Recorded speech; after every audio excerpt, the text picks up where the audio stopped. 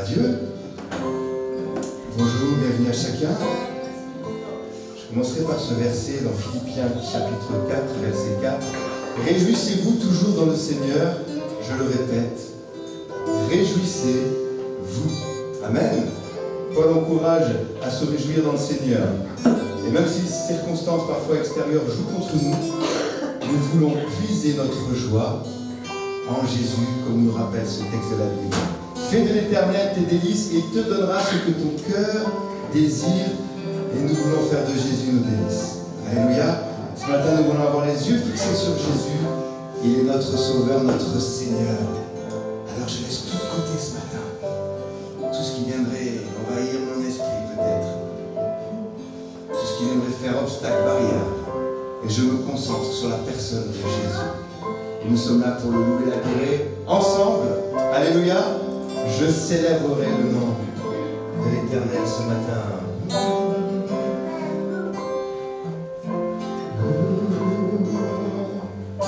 Je célébrerai le nom du Seigneur. Je célébrerai le nom du Seigneur. Je célébrerai le nom du Seigneur. Je célébrerai le nom du Seigneur.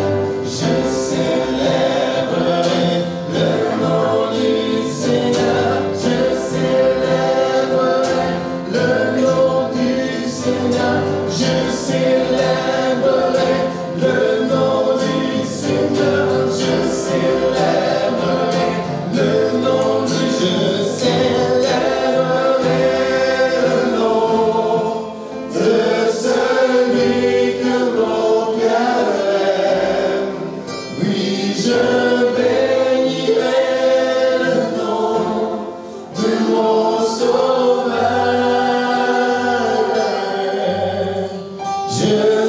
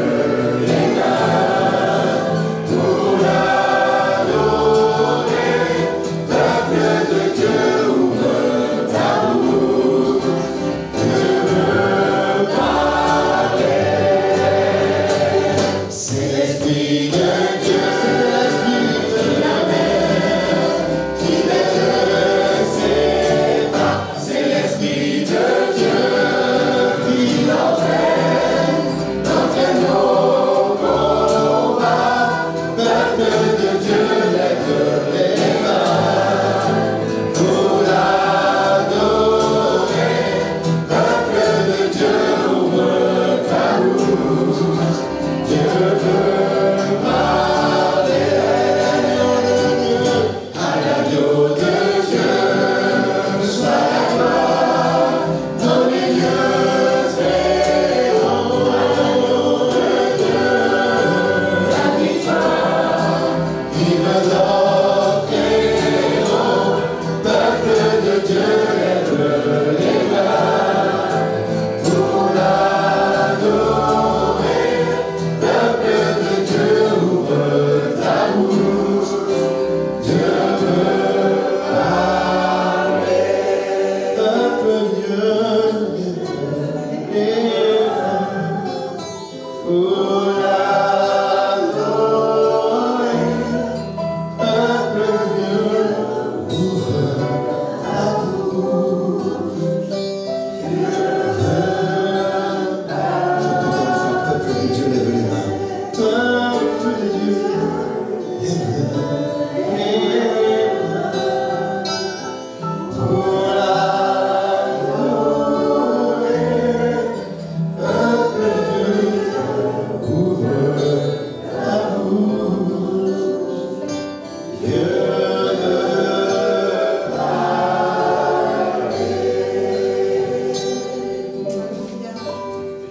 Amen. Gloire à Dieu, merci Seigneur.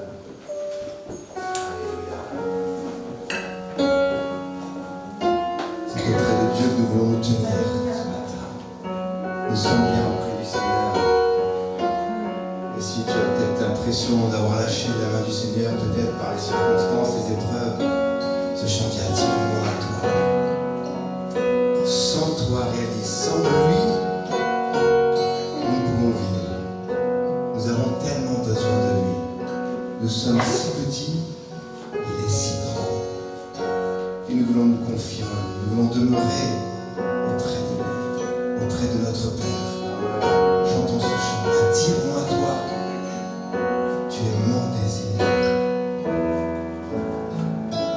Attire-moi à toi.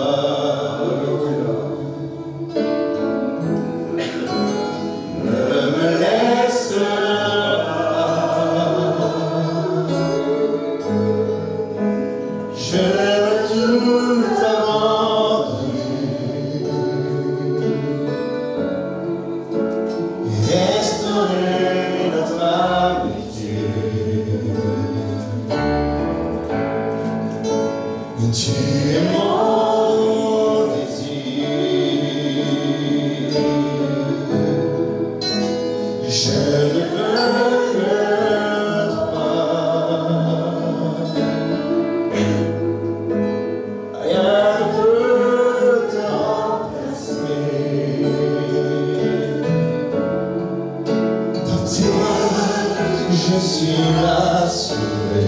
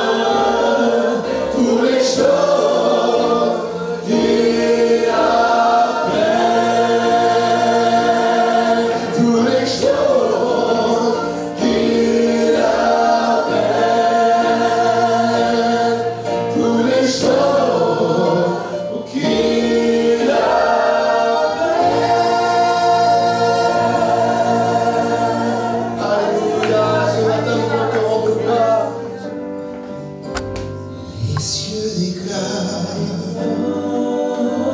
la gloire de Dieu. Et le monde entier viendra louer son nom merveilleux. Dans les cieux, les mers, partout sur la terre, toute créature se lèvera pour bénir le roi. Venons l'adorer, venons l'adorer, Jésus-Christ est Seigneur, l'éternel roi.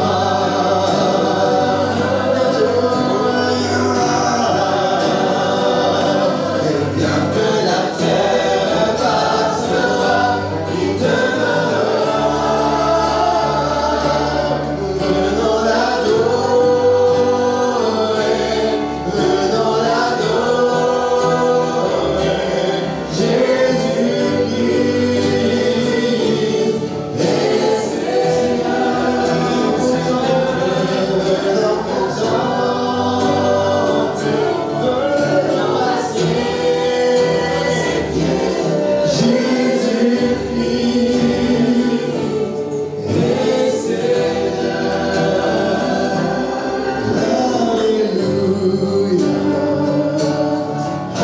Alléluia, Alléluia, tu es digne de louange. Alléluia,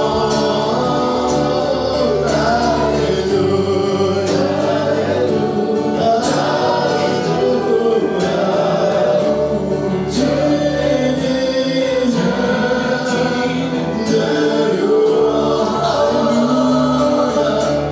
Alléluia, tu es digne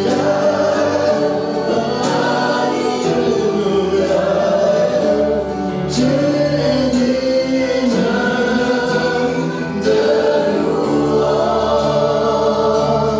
Venons l'adorer, venons l'adorer, Jésus-Christ est Seigneur. Venons contempler, venons assurer ses pieds, Jésus-Christ est Seigneur.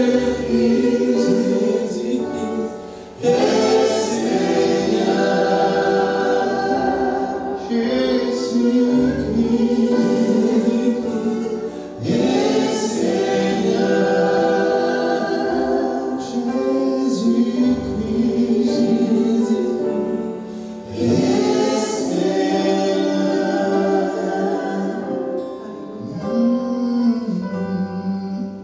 Alléluia.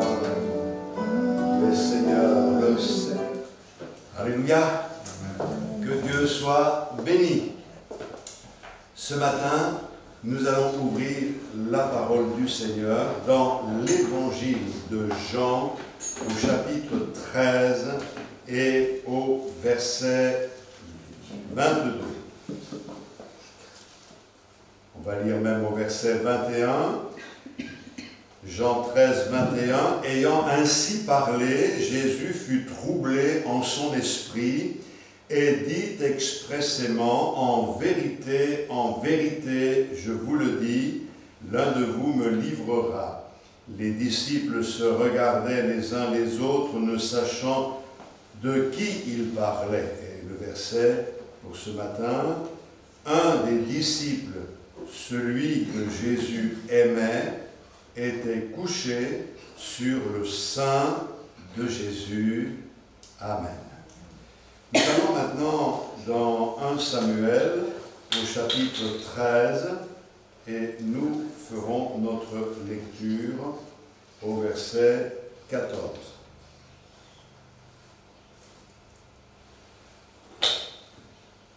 On laisse passer la première phrase. 1 Samuel 13, 14. L'Éternel s'est choisi un homme selon son cœur Et l'Éternel l'a destiné à être le chef de son peuple, parce que tu n'as pas observé ce que l'Éternel t'avait commandé. Je reprends. L'Éternel s'est choisi un homme selon son cœur, et l'Éternel l'a destiné à être le chef de son peuple, parce que tu n'as pas observé ce que l'Éternel t'avait commandé. Donc on a ici deux versets que nous allons essayer de joindre, d'unir. Je ne sais pas si vous voyez le fil conducteur dans ces deux versets. Un mot, plus précisément, un mot. Bien. Nous avons lu premièrement que Jean a mis sur la poitrine du Seigneur sa tête. Le disciple que Jésus aimait, c'est Jean, non pas qu'il aimait plus que les autres, mais c'est Jean qui écrit, et donc il parle que le Seigneur l'aimait. Hein? Et nous pouvons dire que nous sommes des disciples que le Seigneur aime. Il met sa tête sur la poitrine de Jésus.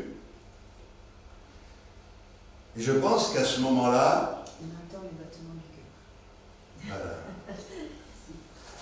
il entend les battements du cœur dans la poitrine du Seigneur. Ce matin, j'aimerais que nous puissions entendre les battements du cœur de notre Seigneur. Bien sûr, nous n'allons pas entendre mais nous allons entendre ce que ce cœur représente. On a tous, à un moment donné, posé notre oreille sur la poitrine de quelqu'un pour entendre son cœur. Lorsque nos enfants ont été malades ou autres. Mais pour pouvoir poser sa tête sur la poitrine de quelqu'un, il faut être proche de cette personne.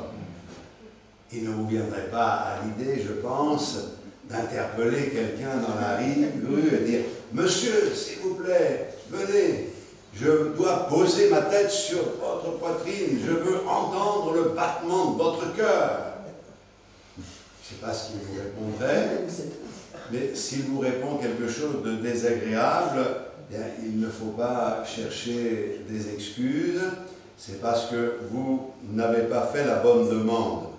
On ne peut pas agir de cette manière-là. Et puis, nous avons lu dans l'Ancien Testament que David était un homme selon le cœur de Dieu, sans nous donner d'autres précisions et sans nous dire à quoi ressemblent les battements de cœur de notre Dieu. Alors, j'aimerais essayer de vous faire comprendre quels sont les battements du cœur de Dieu, ce que le Seigneur attend, ce qu'il recherche déjà.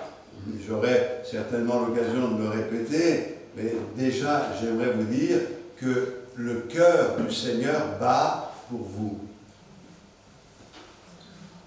Ça fait du bien, hein? De savoir que Dieu, ou le cœur du Seigneur, bat pour vous. Pour qui bat votre cœur? Ah oui, moi je pense à quelqu'un en particulier. Je pense que notre cœur doit battre déjà pour notre Seigneur. Alors, on va essayer ensemble de poser notre tête sur la poitrine de notre Seigneur et de comprendre quels sont ses désirs, ses attentes, ce qu'il est venu accomplir. Bien sûr, je ne vais pas tout dire en une fois, on ne peut pas tout résumer en une seule fois, mais il y a des choses essentielles que nous pouvons partager. David était un homme selon le cœur de Dieu, et c'est important que nous aussi, nous puissions vivre cette correspondance et que nous puissions être des hommes et des femmes selon son cœur, selon ses attentes, selon ses désirs. Dieu désire le cœur de l'homme, Dieu désire le cœur de la femme, et on pourrait se poser la question, pourquoi? Pourquoi Dieu veut-il votre cœur? Alors, bien sûr, la réponse pourrait être simplement, il est le Créateur, et puisqu'il est le Créateur, nos cœurs lui appartiennent. Donc, il est normal que le Seigneur veuille notre cœur. Mais écoutez aussi attentivement ces paroles, lisez-les avec moi, dans Marc au chapitre 7, le verset 21 jusqu'au verset 23. Car c'est du dedans, c'est du cœur des hommes que sortent les mauvaises pensées, les adultères, les impudicités, les meurtres, les vols, les cupidités, les méchancetés, la fraude, le dérèglement, le regard envieux, la calomnie, l'orgueil, la folie. Toutes ces choses mauvaises sortent du dedans et souillent l'homme. Jésus dit ici que la raison du mal dans le monde, des problèmes que nous pouvons rencontrer, des mauvaises actions autour de nous, c'est le cœur de l'homme. C'est de là que vient le mal. C'est pour cette raison qu'à un moment donné, alors que certains religieux s'attachaient à des détails sur ce que l'on mange ou que l'on ne mange pas, l'enseignement nous a été donné par lui et ensuite par Paul que ce n'est pas ce qui rentre en quelque sorte dans le corps par la bouche qui nous souille, c'est ce qui sort, c'est ce qui vient du cœur, car le problème, il est là au fond de notre cœur, et Jésus explique que les relations avec les hommes sont faussées, que rien ne va plus ici-bas, car on ne peut plus faire confiance à personne, tout simplement parce que notre relation avec Dieu est faussée et il est nécessaire que les choses puissent être rectifiées. Il faut que le Seigneur apporte une solution. C'est pour cette raison que le Seigneur appelle et dit « Mon fils, ma fille, donne-moi ton cœur ». Et toujours dans l'évangile de Marc, au chapitre 12, je voudrais lire au verset 28, on va lire un paragraphe. Un des scribes qui les avait entendus discuter, sachant que Jésus avait bien répondu aux Sadducéens, s'approcha et lui demanda « Quel est le premier de tous les commandements ?» Jésus répondit « Voici le premier. Écoute Israël, le Seigneur notre Dieu est l'unique Seigneur. Et tu aimeras le Seigneur ton Dieu de tout ton cœur, de toute ton âme, de toute ta pensée et de toute ta force. Voici le second. Tu aimeras ton prochain comme toi-même. Il n'y a pas d'autre commandement plus grand que cela. » Le scribe lui dit, « Bien, maître, tu as dit avec vérité que Dieu est unique et qu'il n'y en a point d'autre que lui, et que l'aimer de tout son cœur, de toute sa pensée, de toute son âme et de toute sa force, et aimer son prochain comme soi-même, c'est plus que tous les holocaustes et tous les sacrifices. » Jésus, voyant qu'il avait répondu avec intelligence, lui dit, « Tu n'es pas loin du royaume de Dieu. » Et personne n'osa plus proposer des questions. Alléluia. Dans ce texte que nous venons de lire, on voit qu'il y a une relation vers le haut et une relation vers l'extérieur ou horizontale vers les autres. Un groupe de Sadducéens, de pharisiens, de scribes essayait de piéger le Seigneur. Il ne le supportait pas parce qu'il disait la vérité. Jamais homme n'a parlé comme cet homme.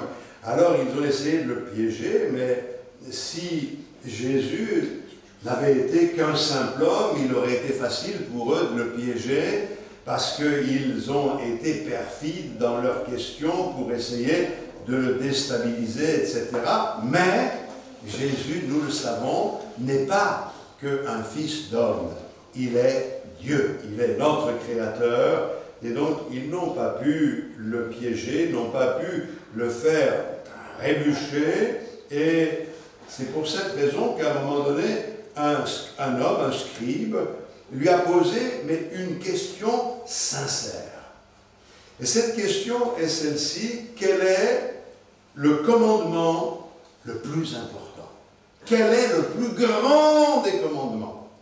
Et Jésus va répondre: écoute Israël, vous connaissez ce verset qui est très cher au peuple d'Israël et qui devrait être très cher à chacun d'entre nous. Tu aimeras le Seigneur ton Dieu de tout ton cœur, de toute ton âme, de toute ta force, de toute ta pensée, puis tu aimeras ton prochain comme toi-même. Il y a deux commandements, en fait, dans la réponse du Seigneur, et Jésus résume ici les 10 commandements. C'est comme si le Seigneur disait: si vous accomplissez ces 2 commandements, vous avez accompli toute la loi. Et si vous remarquez bien, dans ces 2 commandements, il y a d'abord une priorité vers le ciel. Tu aimeras le Seigneur ton Dieu de tout ton cœur, de toute ton âme, de toute ta force, de toute ta pensée. Tu aimeras ton prochain. C'est comme si le Seigneur nous rappelait un principe que nous ne devons pas oublier. En nous approchant du Seigneur, automatiquement, nous nous approchons des autres. En aimant le Seigneur, automatiquement, nous aimons les autres. En développant notre relation avec le Seigneur, nous améliorons nos relations avec les autres. Et ça, c'est très important. J'ai pris quelquefois un exemple comme, par exemple, la roue d'une charrette. La charrette, c'est une roue, la roue de la charrette, avec un moyeu. Et il y a ce que l'on appelle les rayons.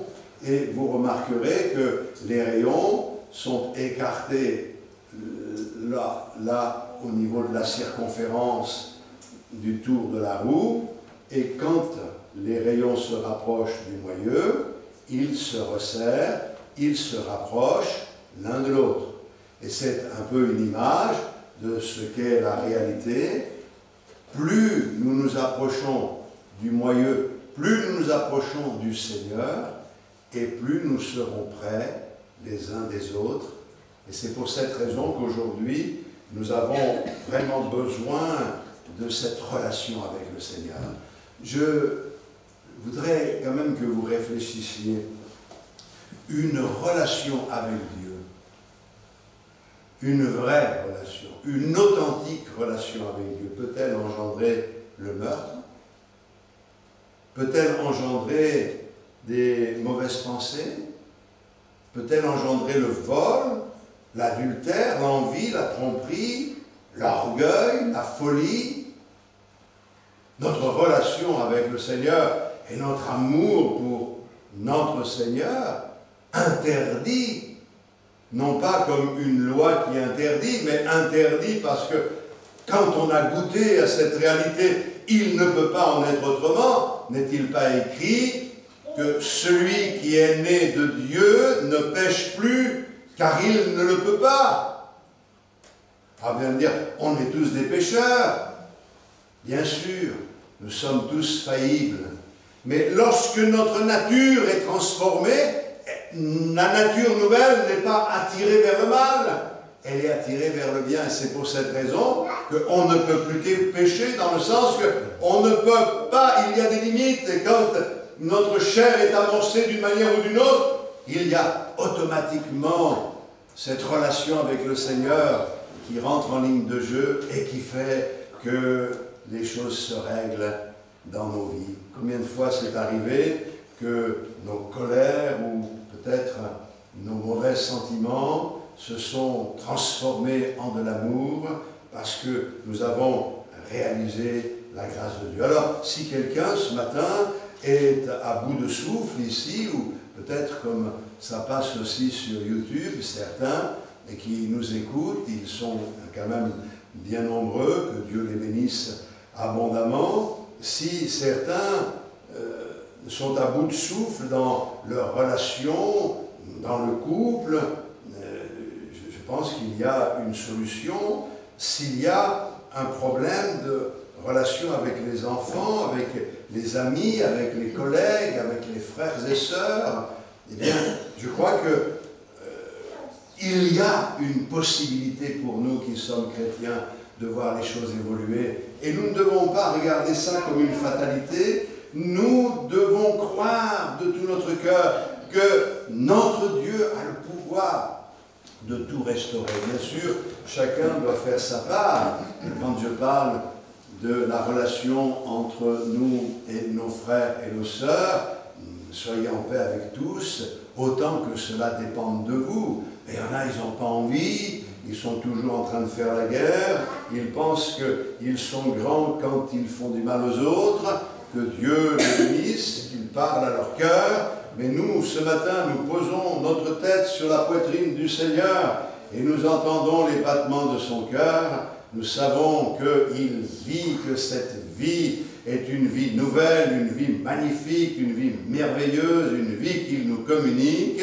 Alors nous, on sait qu'en ayant cette intimité avec le Seigneur, on ne se relève pas de ces moments en ayant envie de rentrer dedans, en ayant envie de casser, en ayant envie de détruire. Et bien au contraire, nous voulons voir la gloire du Seigneur. Alléluia. Et puis, il est dit, Jésus, voyant qu'ils avaient répondu avec intelligence, lui dit, tu n'es pas loin du royaume de Dieu, le royaume de Dieu. Cette expression, on la retrouve souvent dans la Bible. Le royaume de Dieu ou le royaume des cieux est utilisé dans le Nouveau Testament plus d'une centaine de fois, d'où l'importance du royaume de Dieu. Mais il est intéressant de noter que le mot royaume du grec basileia ne signifie pas territoire, ne signifie pas un pays, mais signifie une domination, une autorité. Le royaume de Dieu, c'est la domination de Dieu, l'autorité de Dieu. Et le royaume de Dieu, pas la peine d'aller le chercher bien loin, son royaume, il l'établit au-dedans de vous. Mon royaume est au milieu de vous, mon royaume est au-dedans de vous. C'est une phrase qu'ils n'ont pas compris à l'époque, mais le Seigneur est venu établir son royaume dans nos cœurs. Ça veut dire tout simplement qu'il vient établir son autorité, sa domination sur notre vie. Le roi des rois, le Seigneur des seigneurs, n'a pas un royaume sur cette terre. On ne peut pas dire, je vais voyager, je vais aller dans tel pays, parce que ça, là-bas, je trouverai le royaume de Dieu. Non, le royaume de Dieu est dans nos cœurs. Le trône de Dieu, c'est ton cœur. Et c'est important de le souligner. Et pourquoi c'est si important? Parce que Dieu est celui qui est tout pour nous. Il est en même temps un magnifique conseiller. Nous pouvons le consulter à chaque moment de chaque jour. Nous pouvons lui parler de nos craintes, de nos soucis, de nos inquiétudes. Nous pouvons lui exprimer nos états d'âme avec vérité. Nous savons qu'il écoute et qu'il saura au moment qu'il aura choisi nous donner le bon conseil, la bonne direction à suivre. Il est également le prince de paix. Vous le savez que notre Seigneur est le prince de paix. Et pour la paix de notre cœur et de notre esprit, il doit impérativement s'asseoir sur le trône de nos cœurs. Ce matin, nous savons, si nous avons besoin de la paix, si nous avons besoin de sérénité, que nous les trouvons dans notre Seigneur. Il est également le Dieu puissant et même tout-puissant. Il est le grand médecin encore et encore. Nous pouvons aller le consulter. Formidable parce que quelquefois pour certaines spécialités, quand on veut prendre rendez-vous, on vous dit il n'y a pas de place avant 6 mois. Oh là là. Et j'ai le temps de mourir d'ici là. Mais non, mais ils vous disent non, on vous met en stand-by. Hein, ils sont forts. Hein. Ils pensent que vous n'allez pas avoir de problème pendant 6 mois. Votre corps va supporter la visite. Elle aura lieu dans 6 mois. Mais heureusement, nous, on ne va pas attendre 6 mois. On a un Seigneur et qui est un médecin extraordinaire. Moi, je me souviens, quand j'étais enfant, le médecin de famille venait à la maison et il prenait du temps. Et je me souviens qu'à un moment donné, il n'avait même pas pris son stéthoscope, il mettait son oreille sur ma poitrine pour écouter le battement de mon cœur. Et il était près de ces malades, il n'avait pas peur d'attraper je ne sais quoi, et il était près des malades. Et si le Seigneur est près de nous comme un médecin pour écouter les battements de nos cœurs, car il sait aussi discerner ce qui ne va pas dans notre vie, eh bien, combien nous devons être rassurés et réaliser le privilège qui est le nôtre d'être près du Seigneur et de pouvoir aussi poser notre tête sur sa poitrine et pour l'entendre ce cœur battre pour nous dire qu'il nous aime, il est un grand Dieu, alléluia. Et si Jésus, qui est ce Dieu magnifique, et qui est un Dieu qui a accepté de faire son trône dans nos cœurs, ou de faire de nos cœurs son trône, si nous le laissions dominer véritablement dans le cœur de l'Église, il n'y aurait plus de problème, car il est le Seigneur qui apporte des solutions. Il n'y a qu'un seul baptême, il n'y a qu'une seule grande mission à accomplir, il n'y a qu'un seul royaume, il n'y a qu'un seul Dieu. Pourquoi tout ce désordre? Eh bien tout simplement parce qu'on ne cherche pas à plaire d'abord au Seigneur. Devons chercher d'abord à plaire au Seigneur avant de nous plaire à nous-mêmes. Alors, je vais aller un petit peu plus loin.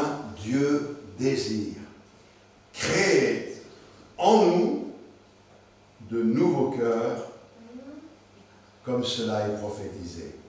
Nous avons tous lu dans Ézéchiel, au chapitre 11, le verset 19, « Je leur donnerai un même cœur et je mettrai en vous un esprit nouveau. J'ôterai de leur corps le cœur de pierre et je leur donnerai un cœur de chair. » Au chapitre 36, le verset 26, « Je vous donnerai un cœur nouveau et je mettrai en vous un esprit nouveau. J'ôterai de votre corps le cœur de pierre et je vous donnerai un cœur de chair. » C'est une prophétie extraordinaire, bien sûr.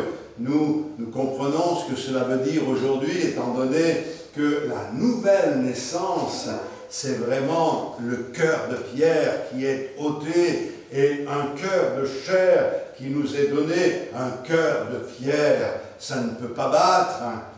Vous savez, quand quelqu'un fait un infarctus, eh bien, les artères se bouchant, le cœur se nécrose et il devient dur. Et toutes les parties qui sont nécrosées ne fonctionneront plus puisqu'elles sont mortes. Alors, on arrive quelquefois à sauver certaines personnes avec les progrès, surtout par la grâce de Dieu. Mais ce que je veux dire, c'est que quelquefois, le cœur est nécrosé parce que la vie ne circule plus. Notre communion avec le Seigneur est comme bouchée, quelque chose ne va pas. Et peut-être que nos cœurs sont devenus comme insensibles. C'est pas bon. Quand le cœur devient insensible, c'est que justement on est en train de se nécroser, on est en train de mourir. Et il faut une résurrection et le Seigneur est venu pour créer en nous un cœur nouveau. Alors ce cœur, à quoi ressemble-t-il? Le cœur qu'il nous donne, c'est le même que le sien. C'est d'abord un cœur de vérité.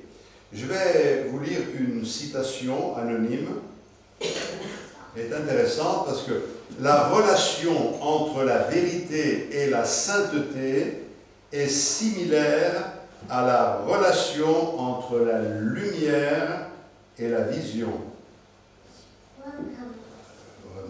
Vous comprendre, hein? Donc, la relation entre la vérité et la sainteté est similaire entre la relation entre la lumière et la vision. La lumière ne peut pas créer un œil.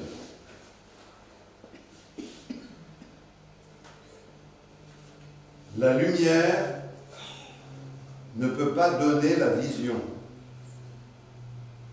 Mais elle est essentielle pour voir.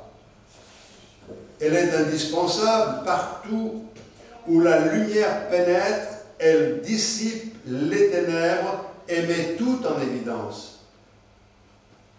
De la même manière, la vérité, alors, il faut bien que l'on se comprenne, hein, pas minimiser les choses, mais la vérité ne peut pas régénérer ou transmettre la vie spirituelle, mais elle est essentielle à la pratique de la sainteté. Partout où la vérité pénètre, c'est comme si la lumière pénétrait, elle dissipe non plus les ténèbres, mais l'erreur, elle révèle tout. Elle permet à celui qui veut voir de voir les choses telles qu'elles sont. Bien sûr, il faut que nous n'oublions pas ceci.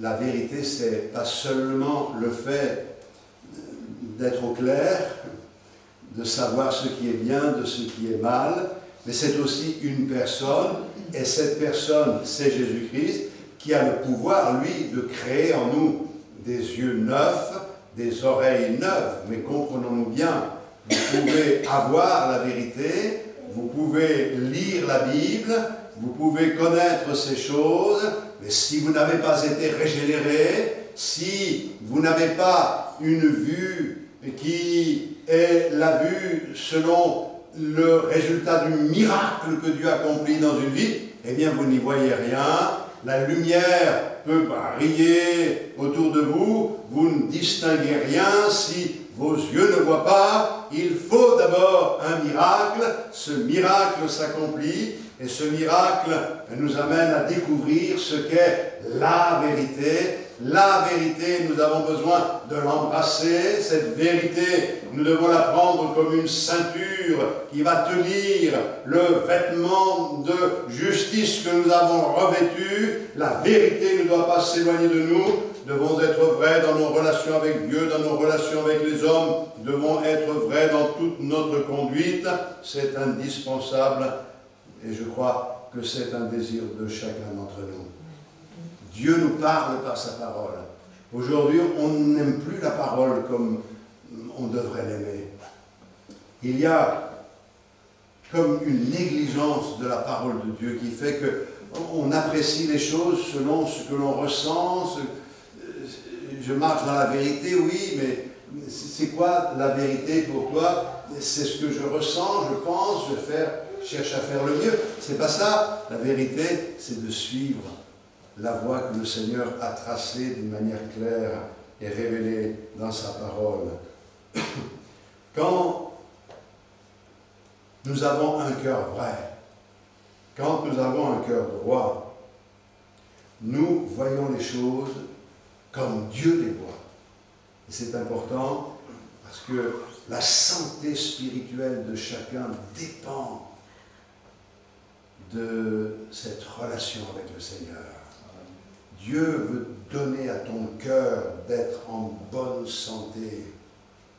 Je ne sais pas si vous êtes comme moi, mais les choses s'accélèrent dans ce monde et plus le temps passe et moins je me sens à l'aise dans ce monde. C'est vrai que on a l'impression que tout est sali, que tout est corrompu. On est un peu comme ayant mis le costume et on arrive dans un endroit poussiéreux, il y a de la peinture, il y a du cambouis. on fait très attention à ci, très attention à ça, mais on finit par toucher quelque chose, on se salit. C'est un peu l'image que je garde. Il semblerait qu'il y ait du mensonge partout. Et tous parlent avec mensonge en vous faisant croire qu'ils sont en train de dire la vérité.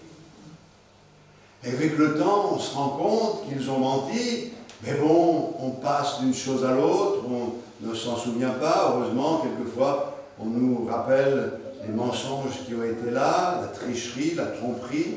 Mais ce qui m'a quand même le plus marqué, c'est que ce mensonge, il n'est pas seulement dans ce monde et au sein des hommes politiques et autres de cette terre, mais il est aussi parmi les chrétiens. Aujourd'hui, on n'a pas peur d'utiliser le mensonge, alors que nous devrions être dans la vérité et marcher dans la vérité. Dieu veut créer en nous un cœur de vérité. Mes frères et sœurs, ne cédez pas à la tentation de faire comme tout le monde. Laissez au Seigneur toute la place. Permettez-lui de créer en vous ce cœur de vérité. Vous l'avez reçu par la nouvelle naissance, mais comprenez bien, il ne faut pas que ce que Dieu nous a donné se nécrose par nos comportements qui ne sont pas bons et par le fait qu'il y a comme obstruction à l'action du Saint-Esprit dans nos vies. Vivons en communion avec le Seigneur et que sa vie passe en nous et que cette transfusion nous permette d'avoir vraiment un renouveau de grâce dans nos vies. Puis je crois que Dieu désire créer en nous un cœur de pardon. Un cœur rempli de vérité, c'est un cœur qui connaît également le pardon. On a l'impression que le pardon, c'est un peu comme le fruit oublié des chrétiens. Jésus sur la croix, lorsque il allait mourir, quand il a été crucifié, il va faire une prière qui, je crois, a bouleversé le cœur d'un des brigands. Il a dit, « Père, pardonne-leur, car ils ne savent ce qu'ils font. » Je trouve extraordinaire cette phrase parce que le pardon est accordé à quelqu'un qui demande pardon. Mais là, le pardon est accordé à des gens qui agissent sans vraiment comprendre ce qu'ils sont en train de faire. Avant même que quelqu'un ne demande pardon au Seigneur, il a déjà pardonné. Et je crois, mes frères et sœurs, que nous devons être imprégnés de ce même esprit, le secret de tous les problèmes dans les églises et dans nos vies chrétiennes et dans nos maisons, c'est le pardon. On se souvient des paroles de Paul dans Colossiens 3,13 « Supportez-vous les uns les autres, et si l'un a sujet de se plaindre de l'autre, pardonnez-vous réciproquement, de même que Christ vous a pardonné, pardonnez-vous aussi. » Autrefois, il y a bien longtemps, un homme nommé John Oglethorpe,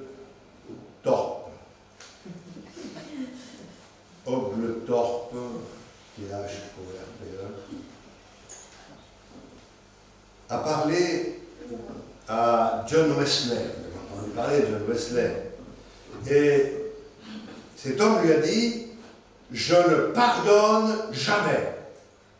Et John Wesley lui a répondu avec beaucoup de sagesse « Alors monsieur, dira-t-il, j'espère que vous ne pécherez jamais. » Je ne pardonne jamais. J'espère que vous ne pécherez jamais. Je crois que nous devons pardonner.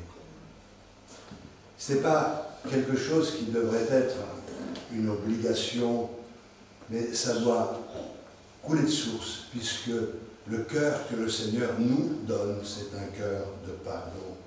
Un cœur qui ne pardonne pas ne connaît pas le grand Dieu de miséricorde et de grâce. Un cœur qui ne pardonne pas n'a pas de vraie relation avec le Seigneur, c'est pas possible. Nous n'avons pas par nous-mêmes la force de pardonner, mais nous la trouvons dans la communion avec notre Seigneur. Et j'aimerais que vous y réfléchissiez, mais quelquefois, le refus de pardonner, c'est comme une forteresse dans laquelle certains se sont réfugiés. Ah oui, moi je ne pardonne pas, j'ai raison. Mais ils ne se rendent pas compte que cette forteresse, avec le temps, se transforme en une prison avec des barreaux d'amertume et des gros verrous de haine. Et ça ne peut pas aller, ça ne nous ressemble pas. Et pour terminer dans ce sens-là, je crois que Dieu veut aussi nous donner un cœur pour le service. Vous savez, un cœur rempli de pardon sera aussi un cœur qui aspire à servir Dieu. Dieu a trouvé un homme selon son cœur qui accomplira toutes mes volontés. C'est important de comprendre que le désir du Seigneur est de trouver un cœur selon son cœur. Et quand il le trouve, c'est pour que celui-ci accomplisse toutes ses volontés. Ces paroles ont été reprises par l'apôtre Paul, citées dans les Actes des Apôtres au chapitre 13. Avoir un cœur pour servir Dieu. C'est-à-dire que, comprenons-nous bien, avoir un cœur selon Dieu, c'est pas entrer dans une espèce de contemplation. On est là, béat, contemplant le Seigneur. Oh, je t'aime, tu m'aimes, on s'aime. Mais c'est pas stérile. La contemplation avec le Seigneur, elle n'est jamais stérile. Notre amour pour le Seigneur, notre attachement pour Dieu nous amène automatiquement à être disponibles. Et quand Dieu voit les dispositions de nos cœurs, alors il nous confie ses plans pour que nous les accomplissions, pour que nous agissions conformément à ses attentes. Et quel bonheur de trouver dans le Seigneur les indications nécessaires pour que nous puissions faire la volonté de Dieu. Alléluia. Vous avez entendu parler de Moody? Moody a dit une phrase mémorable. Il a dit: la grandeur d'un homme n'est pas dans le nombre de ses serviteurs, mais la grandeur d'un homme est dans le nombre d'hommes qu'il sert. Et la grandeur d'un homme, ce n'est pas le nombre de serviteurs qu'il a. Parce qu'on dit: oh là, lui c'est un grand, il a au moins 10 serviteurs.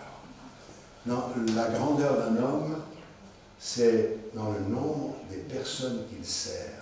Et je crois que Jésus est venu, je crois que c'est écrit, j'en suis sûr, n'est pas venu pour être servi. Il est venu pour servir et donner sa vie en rançon pour plusieurs. Alléluia. Alors, j'ai envie de dire ce matin que Dieu cherche des cœurs qui ont une correspondance avec son cœur.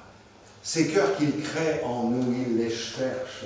Il ne cherche pas ce matin les cœurs de Saül qui se croit grand, qui se croit au-dessus. Et Saül avait une tête de plus que les autres. Ça ne pouvait pas aller. D'ailleurs, quand il est mort, quelqu'un a pris soin de lui couper la tête. Donc, ça n'a pas servi à grand-chose. Et puis, quand on est mort, à quoi ça sert? Mais David, c'était un petit berger. Il était insignifiant. Même son père n'avait pas jugé bon de le faire venir quand Samuel est venu pour oindre le roi d'Israël. Qu'est-ce que ça veut dire? Eh bien, ça veut dire que Dieu cherche des hommes et des femmes tout simples, mais vrais, authentiques, prêts à accomplir sa volonté. Alléluia. Alors, j'ai envie de dire ce matin à chacun d'entre nous, posons notre tête sur la poitrine du Seigneur. Écoutons son cœur, qu'attend-il de nous? Je crois que nous sommes arrivés à un temps où le Seigneur veut dire à son Église qui écoute son cœur: vas-y maintenant, lève-toi, il y a des choses à faire, des choses à accomplir. Seigneur, que ton règne vienne, que ta volonté soit faite sur la terre comme au ciel, que ton règne vienne dans les cœurs. C'est important que le cœur de nos enfants, de nos parents, de nos familles, soit gagné au Seigneur. Nous voulons que le royaume de Dieu aille au-delà de notre cœur et s'étende au cœur des proches, mais bien au-delà. Et Dieu, dans sa grâce, nous aidera à être ses instruments de grâce pour sa gloire. Alléluia. Alors, entends son cœur et que le Seigneur te bénisse abondamment ce matin. Amen. Gloire à toi, Jésus. Seigneur notre Dieu, nous sommes heureux de pouvoir participer à ton œuvre d'une manière ou d'une autre. Et Seigneur, un jour, nous avons entendu le battement de ton cœur et nous avons compris que ton cœur battait pour nous. Nous avons réalisé que tu nous aimais, Seigneur. Alors, en retour, nous t'avons offert notre vie. Aujourd'hui, le temps passant, nous ne voulons pas nous laisser gagner par l'habitude. Et nous ne voudrions pas, Seigneur, que quelque chose vienne troubler cette relation qui nous unit à toi. Dans ce moment, dans cet instant, manifeste ta grâce dans nos vies.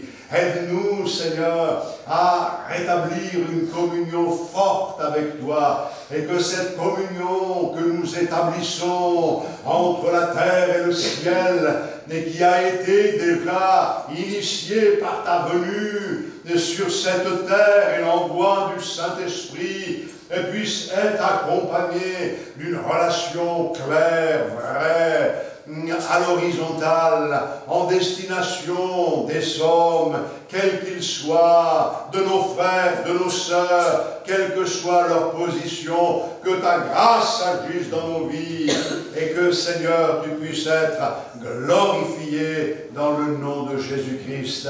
Seigneur, je n'arrive pas vraiment à réaliser tellement c'est grand et extraordinaire que tu es roi des rois et que ton trône c'est mon cœur. Seigneur, c'est le cœur de mes frères et sœurs. Pourtant, tu es assis au milieu de nous ce matin. Tu règnes et tu es le Dieu de vérité et puissant, merveilleux médecin, glorieux Seigneur. Nous voulons, nous, te laisser toute la place et vivre quelque chose avec toi. Nous entendons ta voix qui nous dit ce matin de nous lever, d'y aller, d'aller de l'avant, d'étendre ton royaume.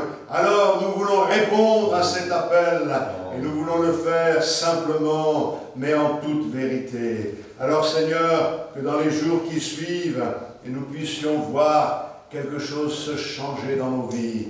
Nous voulons être vrais, nous voulons être droits, nous voulons être authentiques, attachés à ta parole, et nous voulons t'aimer et aimer les âmes de tout notre cœur. Et puis Seigneur, tu vois aussi la situation dans laquelle nous nous trouvons. Dès ce dimanche, nous sommes là pour la dernière fois. Nous te demandons de nous ouvrir une porte. Les portes que tu ouvres, toi, personne ne peut les fermer. Nous nous attendons à toi, qu'il en soit selon ta volonté. Nous restons dans la paix et nous te faisons confiance au nom de Jésus. Amen. Gloire au Seigneur Jésus. Alléluia. Que Dieu soit béni.